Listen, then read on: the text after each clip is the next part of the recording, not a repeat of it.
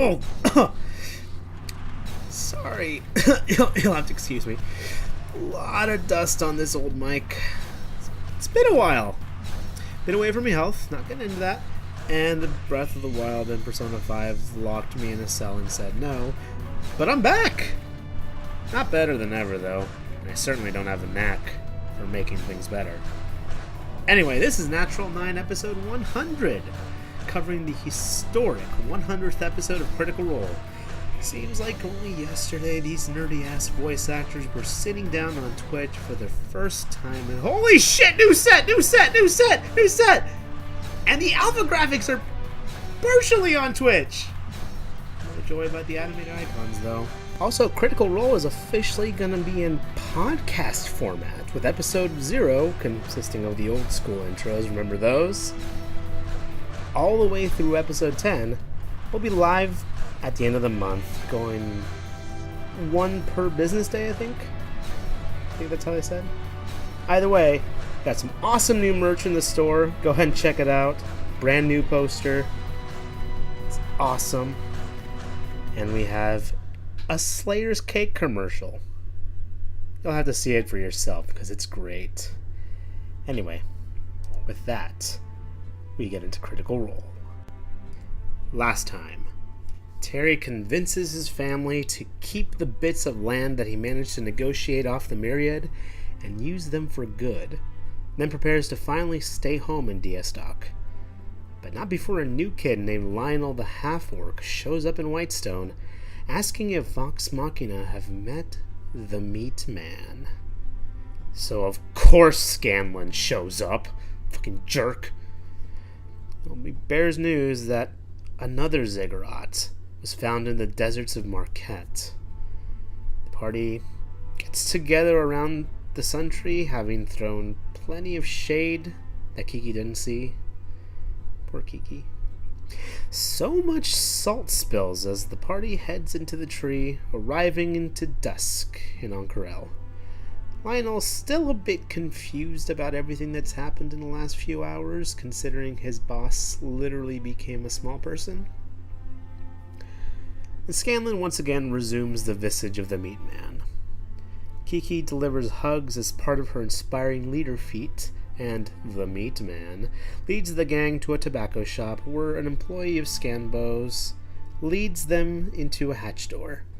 Grog's salt levels grow to exponential levels as he tries to mess with Dora and the employee and tries to give the game away for Scanbo. He fails. Inside, they meet up with another Meat Man? Oh wait, no, it's Kaylee. Hey Kaylee! Oh, shit, you been lifting, girl? Awkward reunions aside, Scanlan gets a mission report and asks about getting some ducks for Lionel. Yeah, it's a thing.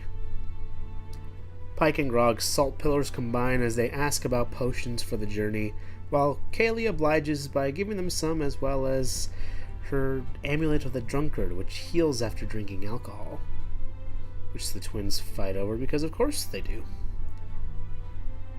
Terry's still here, much to the behest of Sam, and he gives potions of his own. Lionel then tries to transplant himself, and John Heater... Oh, by the way, he's still here. He's still playing Lionel. Anyway, John Heater strokes Sam's face. Yeah, it's a thing. Time to become clouds. Turns out that robots can become clouds as the party heads off to the Smolder Crown Mountains. As they arrive, Kiki assesses the area and checks to see if a lot of it's man-made or natural. Lionel finds the place where he went, and it's caved in. And it's not a natural cave-in, according to Kiki. Lionel considers asking the local mallard community, and then Kiki uses commune with nature to summon a duck somehow. The fuck? Oh wait, it's Lionel who did that? What is going on? It's a desert. Sure, okay. The duck's super chill, and it does answer some questions. The cave-in's only about 20 feet. The cave-in was definitely made by humans, and there are 2 other entrances to the caves. Kiki then does her own commune with nature and finds where the entrances probably are, that the ziggurat's definitely in the area, and there are definitely cultists around here. Also, Vex is gone for some reason. She's been following some tracks and then finds a hole in a wall. It's an illusion. And then she takes 63 from a fucking crazy-ass looking beam. Thankfully, she survives, and Vox Machina finds her immediately. Then Vax goes Cloud and goes up to the spire to investigate. After some more discoveries and deliberations, a small plan comes about, going through the cave-in as Clouds and camping inside. Maybe in the mansion? Vex has a thought that maybe she shouldn't leave behind that arrow that she shot inside. So Scanlan volunteers to go get it. And Pike follows because she wants to keep an eye on him. Don't get the wrong idea, Baka! They implement another plan instead because Vox Machina is nothing if not decisive as fuck. They go into the tunnel that they already found, the one that nearly killed X, and check things out. Seems like the statue with the runes that caused the beam to go off in the first place has been used up, so head in with stealth and pass without a trace. Everyone makes good stealth, including Pike. She's gotten more stealthy over the break. Keyleth does a line of very fine powder off the floor because as we all know, Kiki and Terry like snorting lines of soul. Kiki and Terry like snorting lines of soul. And cocaine. I'm so sorry. They continue heading in. Deep inside, though, they find two more faces, but Kiki manages to dispel these. Deeper still, and Lionel thinks he hears his dead friends. Oh, honey. Well, there are definitely people running. And some of Vox Machina start heading back. Some of them keep an eye on the figures in the distance. And Scanlan gives us his first song since the return and summons the mansion. Meanwhile, Keyleth and Percy destroy a few skeletons before the gang almost go into the mansion. But then they see some light in the distance. Thankfully, they just decide to go in the mansion, though. Regarding the interior... Oh, you've redecorated. I don't like it. Then the party is a bit awkward, and Terry finally introduces himself to Scanlan. God, some common courtesy, Terrian. It's not like you're both played by the same actor, and the difficulty of playing two roles in a theater of our mind setting is a burden at best. That would be ridiculous. After the break, 3 heart tarts. 3 heart to hearts, not heart tarts. Well, those are probably sold at the Slayer's Cake. Scanlan and Vex have one. No, not Scanlan and Vex. They already had theirs. God damn it. This is just a clusterfuck. Scanlan and Vax had one chasing... Fucking... Oh, God. You know what? I'm keeping this in. I'm keeping this in just to show you how bad I am at this for real. Scanlan and Vax have one catching up on what happened in the year and just speaking about maybe doing everything he can to convince the members of Vox Machina that are angry. And apologize. Do everything he can. Vex and Pike have one about getting things off Pike's chest and telling Scambo just how she really feels, before Percy rushes Vex off to presumably have hate sex on top of all Scanlan's books or some shit.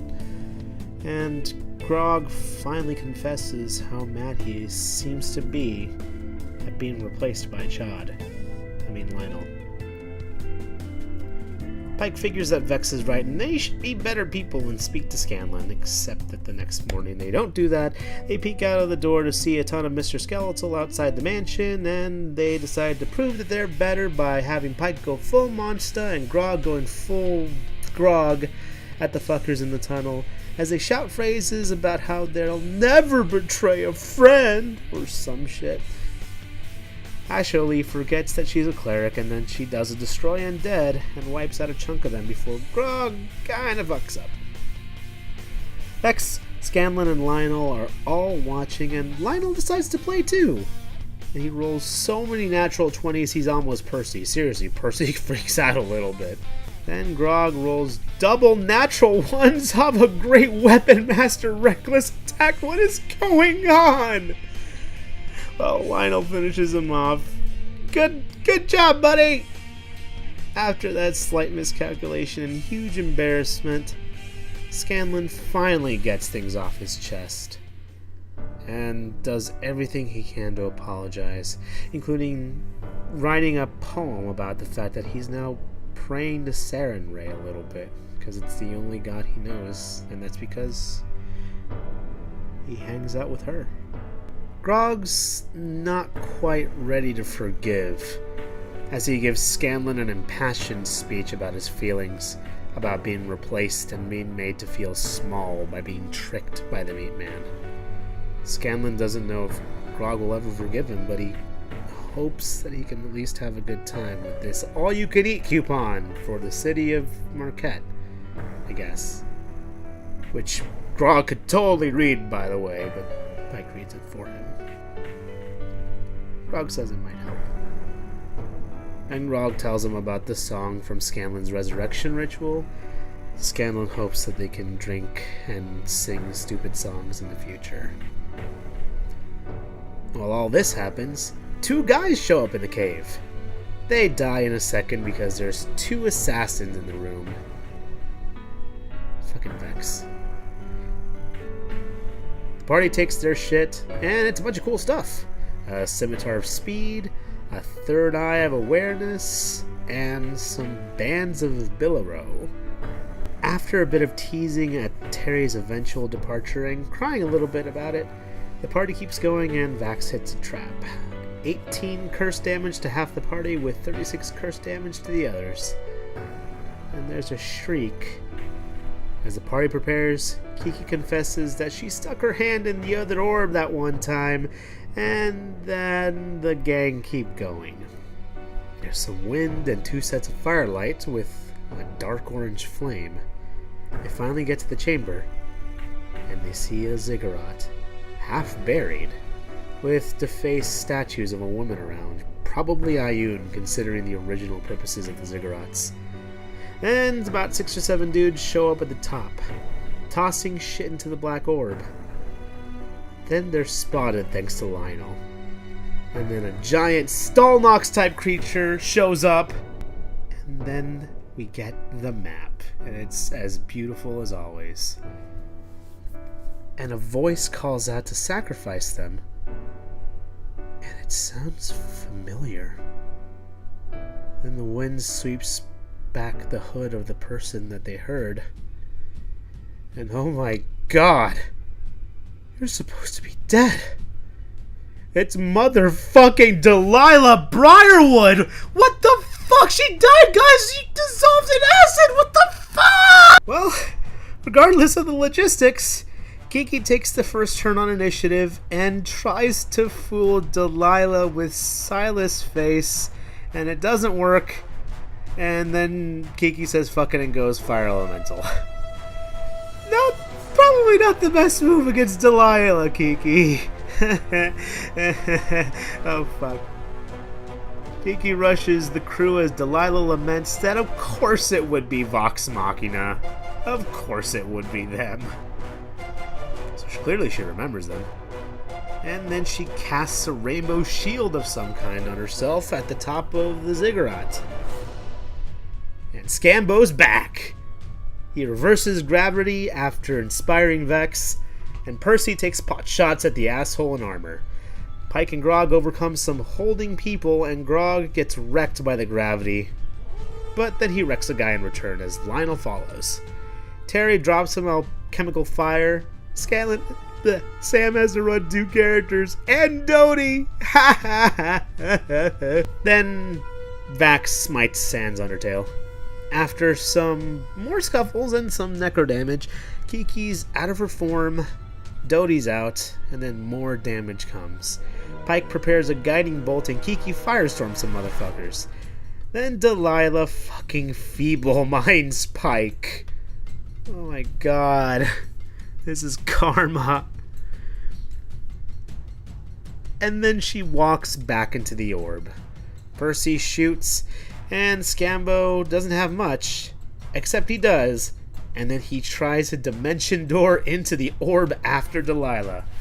Except, like ogres, this prismatic sphere has layers, and he's passing through all of them, and he takes so much damage. Except no, because he's technically not passing through it. He's going into another dimension and coming out. You know, logistics. Matt concedes, and he's like, yeah, no, that makes sense. Either way, he gets blinded when he gets in there. Well, meanwhile, outside, Grog and company keeps mashing, and Lionel inspires. He is a barbarian, after all. Vax killinates some motherfuckers and gets Pike out of dodge, and Vex arrows some fuckers who breathe some green smoke. Some more scuffling. Then Delilah basically says, take a sip, babes, and turns on the anti-magic. Wait, hold on. Turns on the anti-magic? Yeah, there was an orb and there wasn't any... There was magic left. What? They can control it? Well, either way, the rest of the people that survived go into the orb. As in the orb that nearly killed Kiki, maybe. They go in! Willingly! And don't die! Ugh. After that, Scambo gets the hitty on the last guy, thankfully. It's a little anticlimactic. Stabs his toes or some shit. Now, go into the orb or go out? Well, Pike, who thankfully is no longer feeble-minded because of the anti-magic field, prays to Sarenrae, and she shows him the door. A door to the Shadowfell. This is destiny. This is time. Well, probably not. Let's not rush in before testing the feeble mind. And thankfully they do, as they walk out of the sphere's influence, and Pike goes loopy again. Pike gets restored by Kiki, and then makes out with her. Then speaks to a dead guy. Question 1, can you go through the gate safely? Not without that special orb that Delilah used to turn on the anti-magic. Question 2, who do they serve? It's probably Vecna, you know, like you do. Question 3, why the missing eye? To gain knowledge from Vecna, I guess? They're crazy. Number 4, how the fuck is Delilah alive? I mean, necromancers are OP, yo. And question 5, what are their plans? To bring their boy Vecna into the world and gain immortality in return. And with those words ringing in their heads, we end not only the 100th episode, but now officially the longest episode in series history at 5 hours, 39 minutes, 57 seconds. Crit Roll's gone full soap opera. Who's coming back next? And how did the gang get one of those stones? Give me your thoughts in the comments and be sure to like, share, and subscribe for more. Then you can speak with this duck over on Twitter here. I'm Arthur from Natural 9, and here's to 100 more Thursdays yet.